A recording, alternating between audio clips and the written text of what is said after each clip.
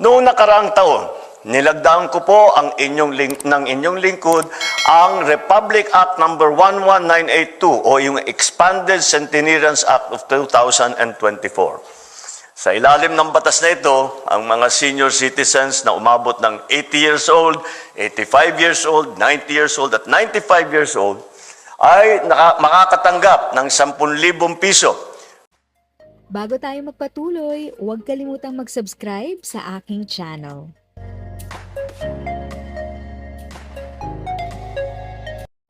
Thank you sa pag-click ng aking video. Good day po sa lahat ng mga nanonood. Sa mga bagong viewers at napadaan lang, by the way, I'm Tita Eda. Welcome to my channel.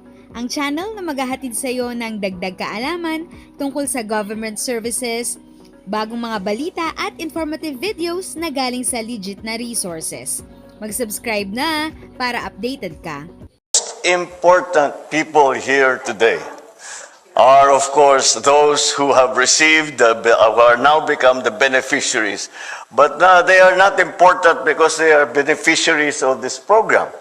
They are important because they are our guiding lights. They are our mentors. They are our supporters. They are the ones who brought us into and to understand how to deal with the world and how to deal with life. And for that, we will all be eternally grateful, our beneficiaries of the Centenarians Act. My fellow workers in government, ladies and gentlemen, magandang umaga po sa inyong lahat at mainit na pagtanggap dito sa Malacanang. Isang napakahalaga at espesyal ang pagtitipon ng araw na ito para sa ating mga senior citizen.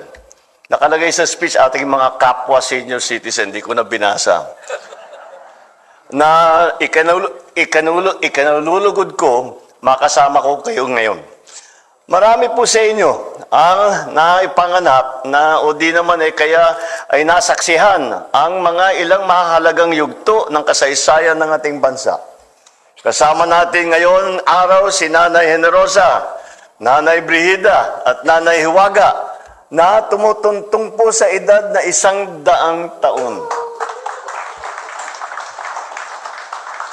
Pinanganak sila noong panahon na tayo ay nasa ilalim pa ng Amerikano. Hinarap nila ang mga hamon ng kawalan na kalayaan, kinabukasan o seguridad. May tuturin din natin sila mga survivor ng ikalawang digmaang pandaigdig. Dahil hindi lamang nila ito pinagdaanan, matagumpay po sila na nalagpasan. Marami rin po sa inyo ang ipinanganak at lumaki habang ang bansa natin ay unti-unting naghihilom mula sa sugat ng dulot ng digmaan. Naging saksi kayo sa tagumpay at pagsisikap ng maraming administrasyon na paunlarin ang ating bayan.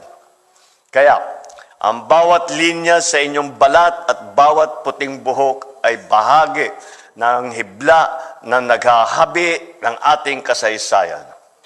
Mga kababayan, tayo po ay narito ngayon upang magbigay pugay sa ating mga nakakatanda. Ngayon, ang bilis na ng pagbabagong dulot ng teknolohiya at lahat ng nagmamadaling makasabay sa agos ng panahon, huwag po natin makakalimutan ang ating mga nakatatanda. Ipadama natin ang ating pagmamahal at ipakita na ipinagmamalaki natin sila dahil sa kanilang mga naibahagi sa ating lipunan. Noong nakaraang taon, nilagdaan ko po ng inyong lingkod ang Republic Act number 11982 o yung Expanded Centenarians Act of 2024.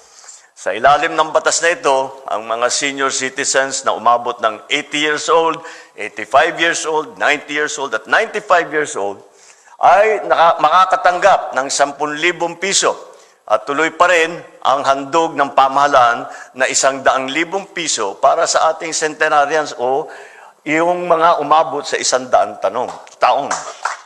Kaya sa araw na ito, ay ipamahagi natin ang halagang ito sa ating mga nakakatanda sa atin, hindi lang po rito sa Metro Manila, kundi sa buong bansa. Pasimula lamang po ito dahil patuloy po ang pagpapatupad ng batas na ito. Ang hiling ko lang sa ating National Commission of Senior Citizens or NCSC, i-check ninyo ng maigi dahil ito, ewan ko sa mga nakikita ko rito sa harapan ko ngayon, di naman yata qualified ito mga ito dahil masyadong bata ang mga itsura ninyo. Kaya bantayan po ninyo na mabuti na hindi tayo nagkakamali. Tulad na rin po kayo, baka magalit sa akin, pero si Executive Secretary Chip Luke at saka si Manong Johnny Enrile. Batid ko po na marami pang kailangan gawin, hindi lamang ang pamahalaan, kundi ang buong lipunan upang mas gawing siguro, ligtas at maginhawa ang kalagayan ng ating mga nakatatanda.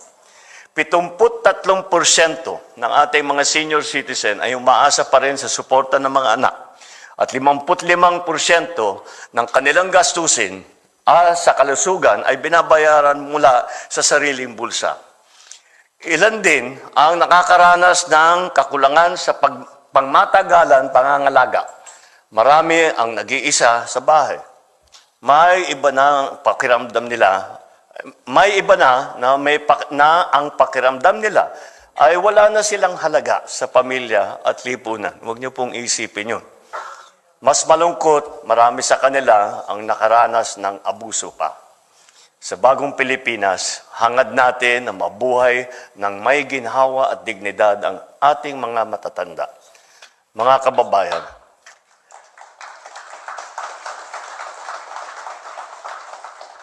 kababayan, hindi na dapat pinagdadaanan ng ating mga senior citizen ang ganitong mga problema sa yugtong ito sa kanilang buhay. They deserve nothing less than our love, our care, our protection, our respect, and our honor. Kaya gumagawa tayo ng mga hakbangin upang mas mapapabuti ang kalagayan ng ating mga senior citizen. Sa ilalim ng Expanded Senior Citizens Act, ang mga senior citizens ay may karapatang makakuha ng 5 o 20% discount sa iba't ibang bagay sa serbisyo. Kasama sa 5% senior discount ang tubig at kuryente kung hindi hihigit sa 30 cubic meters na tubig o 100 kilowatt hours ng kuryente ang konsumo. Makakakuha naman ng 20% discount ang ating senior citizens sa transportasyon, sa gamot, sa serbisyong pangkalusugan at maging sa paglilibang. Ang gamot po, marami na po tayong tinanggal at hindi na binaba natin yung presyuhan upang makaya namang maabot ng ating mga senior citizen. Ang batas din na ito ay nagbibigay ng libreng pangangalaga sa kalusugan ng ating mga seniors sa mga government health facilities at iba pa. Mayroon din tayong social pension for indigent senior citizens na kung saan nakakatanggap ang mga qualified senior citizens na 1,000 piso bawat na parang na buwanang pensyon. May mga residential care facilities na pinamamahalaan ng DSWD para sa edad ng 60 at pataas upang maalagaan ang mga iniwan at napabayaang senior citizen. Bukod pa rito, ang NCSC ay patuloy na nagbibigay ng mga programa at serbisyo na tumutugon sa pangangailangan ng ating mga nakakatandang mamamayan. Naway sa pamamagitan ng mga programang ito, at serbisyong ito ng gobyerno, makapaglaan sila ng mas marami pang panahon para sa kanilang mga minamahal sa buhay. Naniniwala ako na ang kinakatawan ng ating mga nakakatanda ay pagiging isang bagong Pilipinas na may disiplina, kahusayan at pagmamahal sa bansa. Narito tayo ngayon dahil ipinapakita natin ang mga katangiang ito na nagdala sa kanila sa kasalukuyan. Sa mga pamilya ng mga ating mga nakatatanda, ipagdiwang ninyo ang bawat sandali na kapiling sila. Ipakita ninyo ang malasakit dahil darating ang panahon na kayo din ang maghahanap ng respeto at kalinga mula sa anyong anak o apo. Para sa ating mga kabataan, kayo ang mag-aaruga sa magpapatuloy na kaalamang itinuturo ng mga nauna sa atin. Gamitin ninyo ito upang makapagbuo ng mas maliwanag na kinabukasan. sa ating mga senior, naway magkaroon kayo ng marami pang panahon na kagalakan kasama ang inyong mga minamahal sa buhay. Hiling ko rin na magkaroon po kayo ng mas matatamis na kwento na ibabahagi sa susunod na henerasyon. Sapagkat sa huli, ang ating mga senior ang nagdala ng liwanag sa ating mga tahanan. Ang mga senior ang nagbigay ng gabay sa taong bayan patungo sa tagumpay ng ating inaabot dito na bagong Pilipinas. If sa tingin mo, natulungan ka ng video ko na ito, nakasave ka sa oras mo, you can click yung thanks button at any amount ay malaking help sa pag-grow ng channel ko. Yun lang po muna ang aking update. Sana ay nakatulong na dagdag kaalaman ang aking shinare today. Ang goal ng aking channel ay mag-create ng awareness. Kung ganitong mga topic ang gusto mo, panoorin mo ang mga videos ko na ito.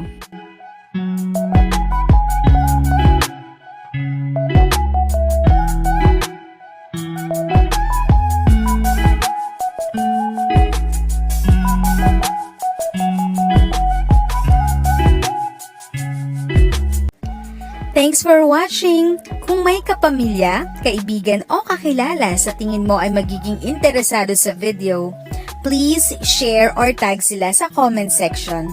At syempre, if nagustuhan mo ang video, i-like mo na ito at subscribe ka na din. As always, feel free to write your questions, comments, and opinions respectfully. And continue to be a blessing and stay safe!